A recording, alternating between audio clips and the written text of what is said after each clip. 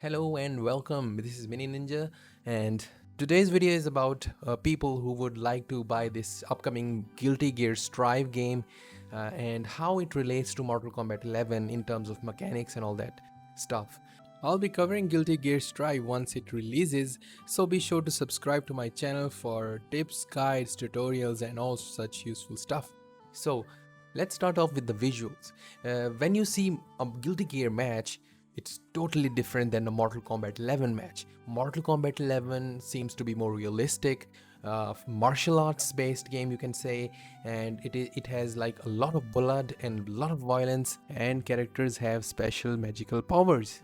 Compared to that, if you see Guilty Gear, it has more cartoonish visuals, beautiful, and it has like an anime style to it. Actually, it's an anime fighter. Anime fighters are those which have double jumps, air dash, and all those cool features in them, along with a cool visual effect of everything stopping for a moment when you hit your opponent. Visually speaking, both the games are quite different from one another. Then the next thing that comes is the button system. Now in Mortal Kombat 11 we have 4 attack buttons: front punch, back punch, front kick, back kick. In Guilty Gear we have a 5 button system in which the buttons are punch, kick, slash and heavy slash. The last one is a dust attack. Slash, you can say, is a hard hitting action using a tool that the player carries, and a heavy slash is a more powerful version of that. Lastly, the dust attack is special in its own way because it has multiple functions depending on what you like to do. For example, if you do it on its own, it's an overhead attack. If you do it while crouching, it becomes a sweep. You can use it to throw the enemy if you hold the direction in which the enemy is facing along with pressing the dust button. So in Mortal Kombat 11, compared to that, you have a dedicated throw button, universal overhead attacks which are hop attacks and jump attacks, and the down force sweep. In Guilty Gear Strive, the dust button and its associated attacks are universal for every character. Animation is a bit different for each one, but they are universal across the board. The next thing is notations, how you represent the buttons. In Mortal Kombat 11 we have backward, forward, crouch, jump, and also those moves which are performed while standing. Opposite to that, in Guilty Gear we have more of a numpad notation, which 5 is considered standing, 2 is considered crouching, 8 is the neutral jump, 9 is jump forward, 7 is jump backward, 4 is moving back, 6 is moving forward, and so on and so forth. It's important to know the notations because much of the discussion you will be having with the other Guilty Gear players will be involving around those notations. So it's better to remember those notations because they will be helpful a lot. Now there is something called proximity normals in Guilty Gear, which is not something that you can find in Mortal Kombat 11. What happens is that if you close in the distance with the opponent, you just attach with the opponent actually, the function of that normal changes a bit. Anyways, then we have combos in Mortal Kombat 11. You need to start off with a string and then attach a special move to it and extend it further using other strings. Now in Guilty Gear, things are a bit different in the sense that you still have attacks that have to be special cancelled into special moves and so on and so forth. But the thing is that there are no strings, and actually you have to create strings on your own using the normals and the command normals.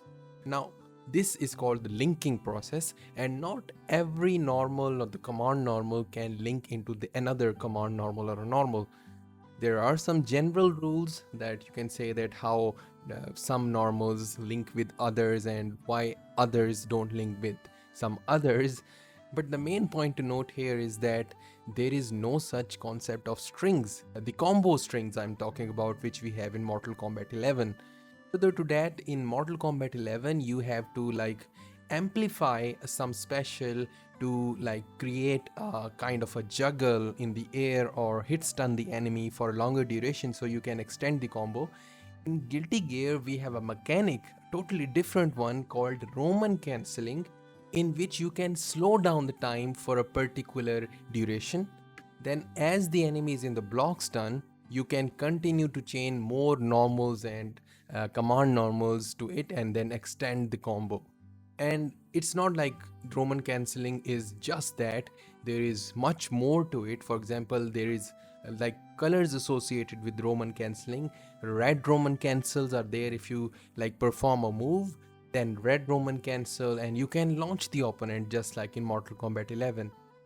So it will take some time for you to adjust to the combo system that we have in Guilty Gear Strive. The next important thing to note is blocking, how blocking works in Guilty Gear Strive compared to Mortal Kombat 11. Mortal Kombat 11, you know that it has a dedicated block button that you can press at any time and your character will switch to blocking, whereas in Guilty Gear Strive, the way to do blocking is similar to games like Street Fighter, where you have to press the back button to stand block and down back like crouching and then back button to crouch block. Other than that, the things are like you have to block overheads while standing and you have to block lows while crouching. These are almost the same. Then we have a concept of instant block, like we have in Mortal Kombat 11 the concept of flawless block, that the player, when he presses the block button, at the instant the move hits the player, you can cut down your recovery and like minimize the pushback on block and then punish the opponent using your normal moves.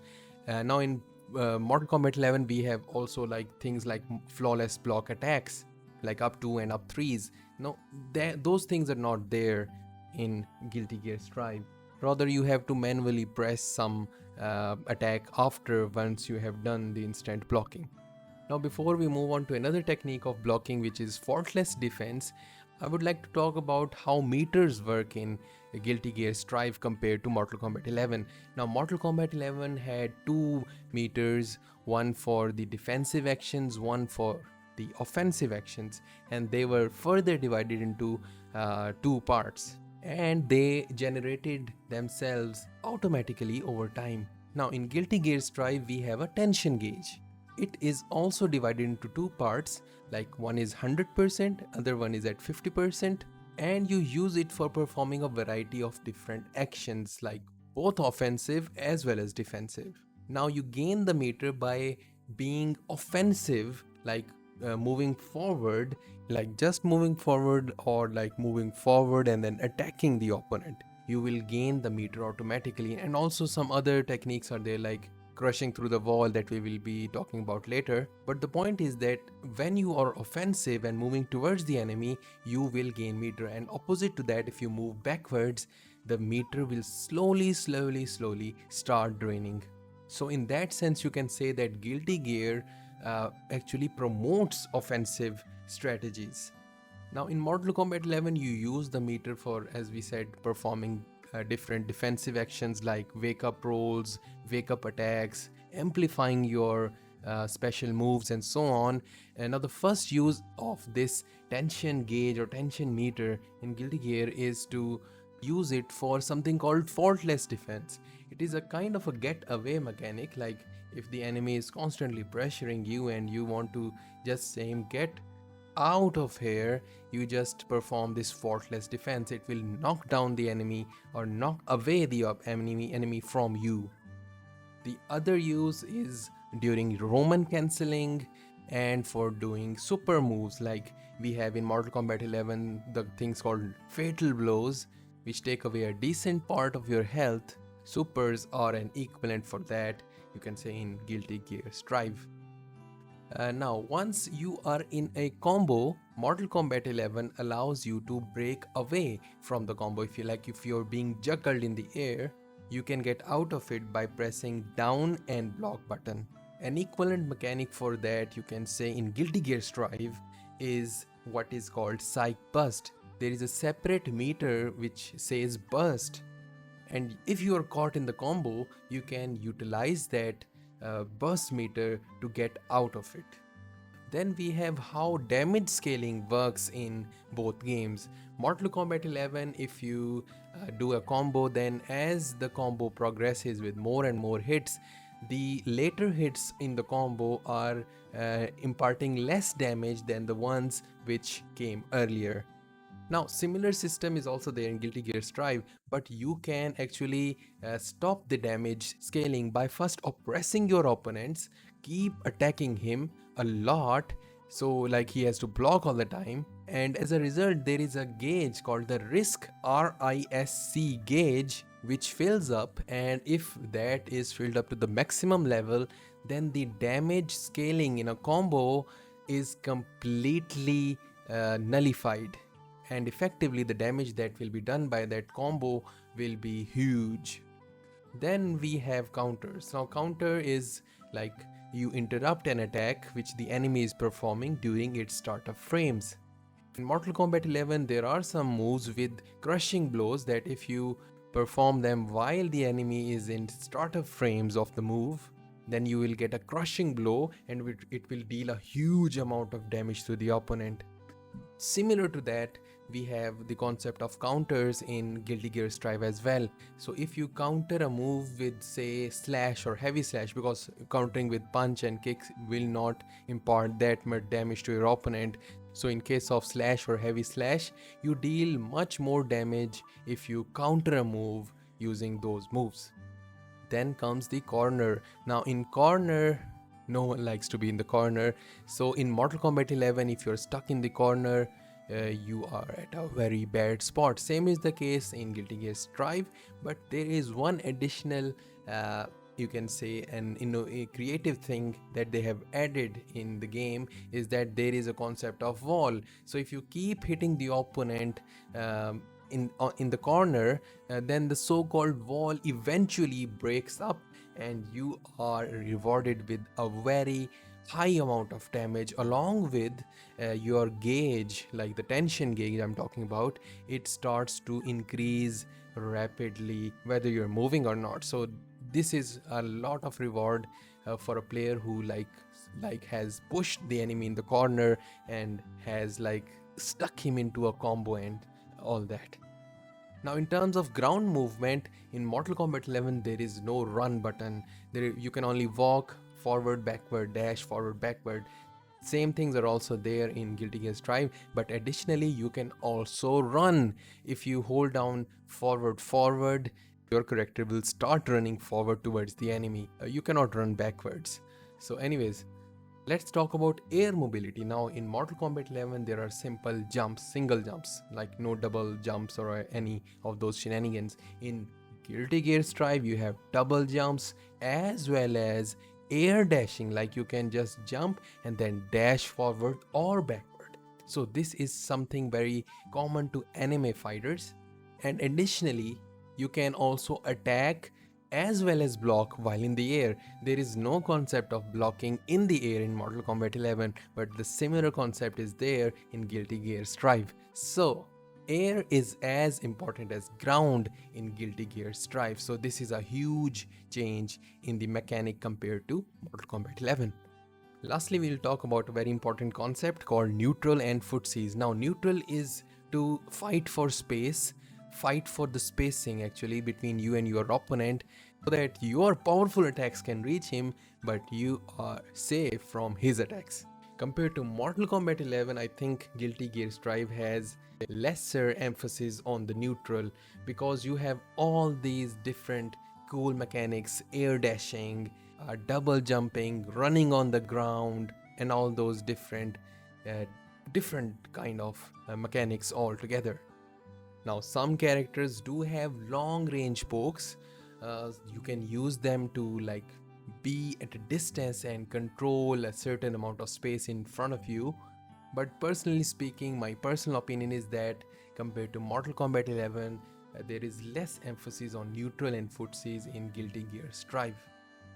Lastly, we have some of the unique characters in Guilty Gear Strive, and some of them are just crazy, to be honest. Like for example, Faust, he throws out random objects on the screen.